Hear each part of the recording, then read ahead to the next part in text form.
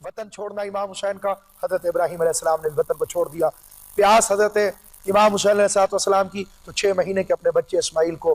لک و دک صحرا وادی غیر ذی زرع میں چھوڑ دیا تاکہ محبت حسین کا مظاہرہ ہو۔ چھری ذبیح سب کچھ اس کے اندر انہوں نے وہ کرنے کی کوشش کی جو پروردگار عالم نے امام حسین کے متعلق انہیں دکھائی تھی۔ حضرت ابراہیم علیہ السلام اپنے بیٹے کو لٹاتے ہیں اور اللہ فدیے کے طور پر دمبے کو بھیج دیتا ہے، کیونکہ دمبا حضرت اسماعیل علیہ السلام کا فدیہ ہو سکتا ہے۔ خداوند قدوس و متعال یہاں پر کیوں مدد فرما رہا ہے؟ حالانکہ پروردگار عالم کا طریقہ یہ ہے کہ وہ انبیاء کی مشکلات میں ان کو کبھی مدد نہیں کرتا تاکہ ان کے عزم و استقلال کا مظاہرہ ہو سکے، لیکن یہاں پروردگار عالم نے کیا کیا؟ یہاں دمبا بھیج دیا، اس لیے کہ اگر حضرت ابراہیم علیہ السلام کا فرزند یہاں پہ شہید بھی ہو جاتا اور ذبح بھی کر دیا جاتا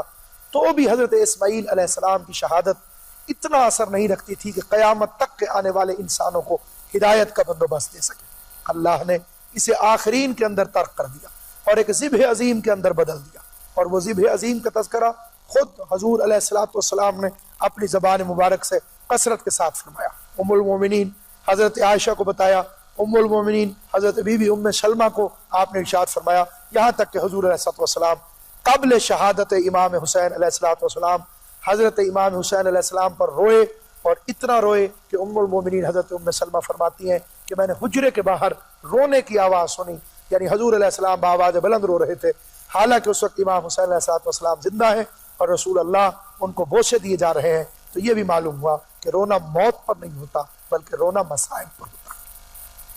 آپ صلی اللہ علیہ وآلہ وسلم نے کربلا کی زیارت کی قبل شہادت امام حسین علیہ السلام۔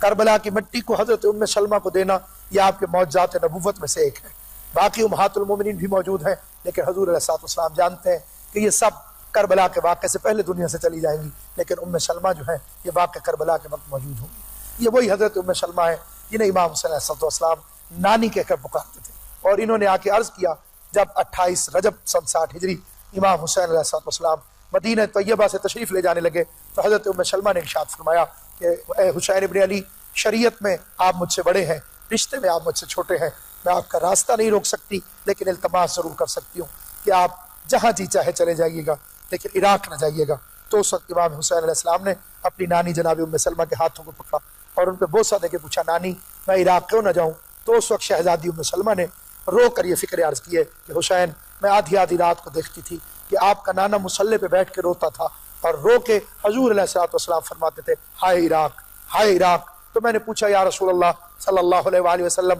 میرے ماں باپ آپ کا قربان ہو، آپ عراق کا نام لے کے کیوں روتے ہیں؟ فرمایا، مجھے ایک فرشتے نے خبر دی ہے جو اس سے پہلے نہ کبھی آیا نہ اس کے بعد کبھی آئے گا، کہ میرے بچے حسین کو بے جرم و بے خطا کربلا کے میدان میں بھوکا پیاسا ذبح کر دیا جائے گا۔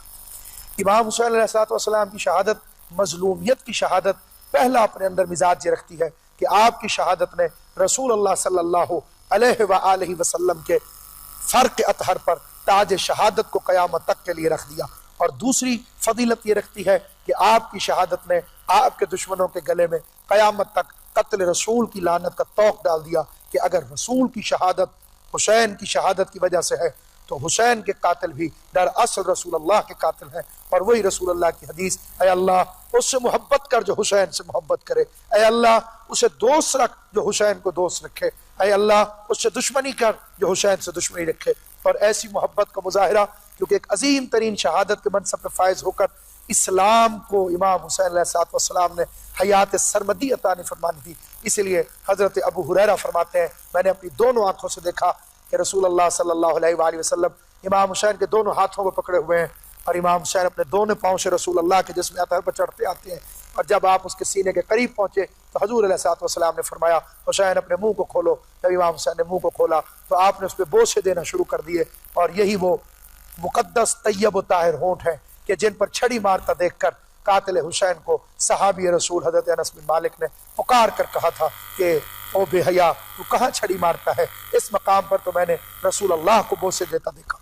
یہ ایک عظیم ترین شہادت۔ آپ دیکھیے کہ دنیا میں کتنے واقعات ہوتے ہیں، ہزاروں لوگ ہیں کہ جو آئے روز قتل ہو جاتے ہیں، ان میں سے کچھ بے گناہ بھی قتل ہوتے ہیں، لیکن ان کی موت کچھ ہی دنوں کے بعد تاریخ کے قبرستان میں دفن ہو جاتی ہے۔ لیکن حسین ابن علی کی شہادت کیونکہ عظیم ترین شہادت تھی، اور اس کے نتیجے میں اسلام کو ایک ابدی زندگی ملنے والی تھی، اسی لیے اللہ نے اس کو وہ طاقت، عزت، عظمت، ولولہ اور بلندی عطا فرمائی کہ قیامت تک، رہتی دنیا تک امام حسین علیہ السلام کی یہ شہادت آفتاب اسلام بن کے طلوع ہوتی رہے گی۔ 72 انسان تعداد میں ہوتے ہی کتنے ہیں، لیکن کیا کہنے امام حسین کی عظمت کے کہ ان کا ساتھ دینے کے سلے میں، اس عظیم شہادت میں تعاون کرنے کے سلسلے میں اب جب امام حسین علیہ السلام نے انہیں دیکھا تو اپنی زبان مبارک سے انہیں السلام علیکہ یا اولیاء اللہ کہہ کے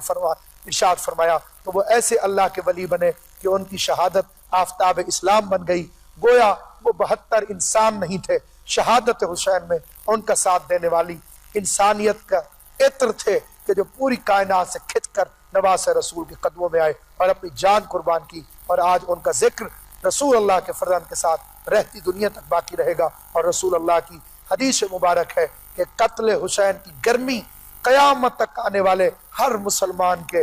دل کو گرماتی بھی رہے گی اور اسے اسلام کی طرف مائل بھی کرتی رہے گی۔ وَسَيَعْلَمُ الَّذِينَ ظَلَمُوا أَيَّ مُنْقَلَبٍ يَنْقَلِبُونَ أَلَا لَعْنَةُ اللَّهِ